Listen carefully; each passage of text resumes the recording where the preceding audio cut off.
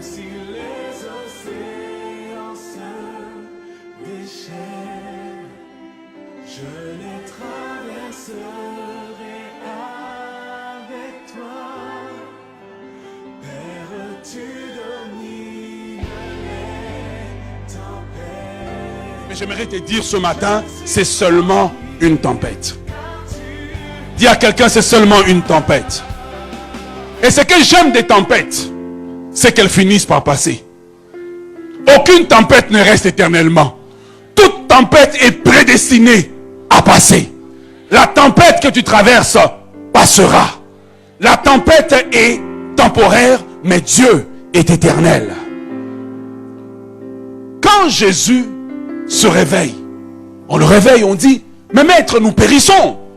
Tu es en train de dormir. Jésus se réveille. Et vraiment, il dit une parole. Si j'étais Pierre, peut-être que je l'aurais jeté par-dessus bord. Il dit, Jean de peu. Achevez la phrase, Jean de peu. Quel était le but de la tempête? Tester leur foi, fortifier leur foi.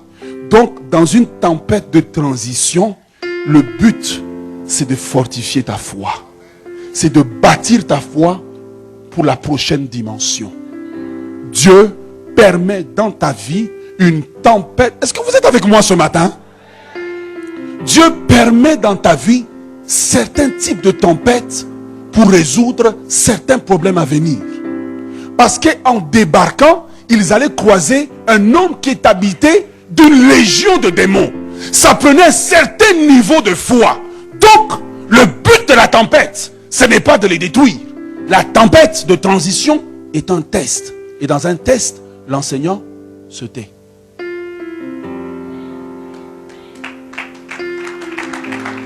Le silence dans une tempête de transition n'est pas une punition, mais c'est une vérification que la matière a été maîtrisée et acquise afin que quand on passe de l'autre bord, on a une dimension de foi plus forte.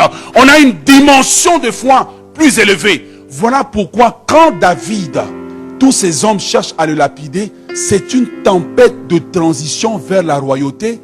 David, dans la tempête, a la bonne réaction. Il s'appuie sur Dieu.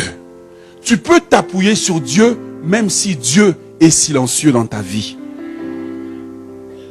Tu peux t'appuyer sur Dieu même si Dieu est silencieux. Ainsi, dans une tempête de transition, quand vous êtes dans la tempête de transition, la première des choses, c'est de reconnaître les manifestations. Quelles sont les manifestations? Qu'est-ce qui m'a emmené dans cette tempête? Soudainement, je reçois une élévation, mais en même temps, plein de problèmes surgissent. C'est une tempête de transition. Dieu teste ma foi pour la fortifier. Dis à quelqu'un, Dieu teste ta foi. Et ce qui est bien ce matin, c'est que pendant que je suis en train d'enseigner, je sens que quelque part dans ton esprit, des réponses à des problèmes commencent à surgir.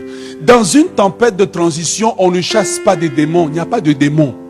Dieu est avec toi, il n'y a pas de démons. Dans une tempête de transition, on ne prend pas autorité. C'est le Seigneur lui-même qui règle la chose. Dans une tempête de transition, on reste calme et on se fonde sur la parole de Dieu, que Dieu qui a permis la tempête contrôle la tempête, et avec l'épreuve, il préparera le moyen de m'en sortir. La Bible dit que le soir arrivent les pleurs, mais le matin, c'est l'allégresse. La Bible dit que ceux qui portent leurs semences avec larmes, quand ils moissonnent, ils retournent avec des cris de joie. Je suis venu dire à quelqu'un ce matin qui traverse une tempête de transition, c'est seulement un test, c'est seulement une transition. Tu es en transition vers ta bénédiction. Tu es en transition vers ton élévation. Et quand tu es en transition vers ton élévation, tout ce que tu vis est une zone de turbulence.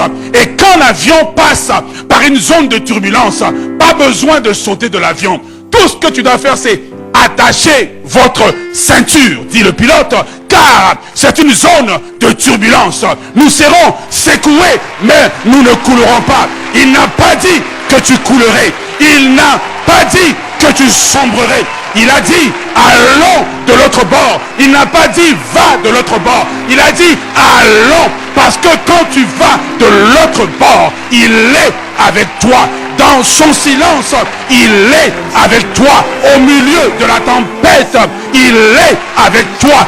Au milieu du bruit, il est avec toi. Quand tu le sens, il est avec toi.